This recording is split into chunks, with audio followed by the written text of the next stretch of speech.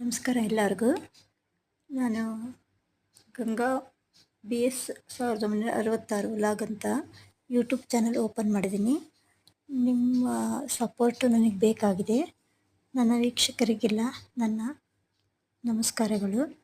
ನೀವು ನಮಗೆ ಸಪೋರ್ಟ್ ಮಾಡಿ, ಪ್ಲೀಸ್ ಸಬ್ಸ್ಕ್ರೈಬ್ ಮಾಡಿ, ಲೈಕ್ ಮಾಡಿ ಮತ್ತು ಶೇರ್ ಮಾಡಿ.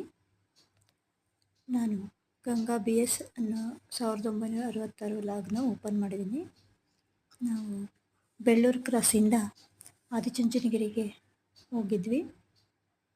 ಮಗಳ ಮನೆಗೆ ಹೋಗಿದ್ವಿ ತುಮಕೂರಿಗೆ. ಅಲ್ಲಿಂದ ಆದಿಚುಂಚನಗಿರಿಗೆ ನಮ್ಮ ಮಗಳು, ಅಳಿಯ, ಮೊಮ್ಮಗು ನಾವು ಎಲ್ಲ ಹೋಗಿದ್ವಿ.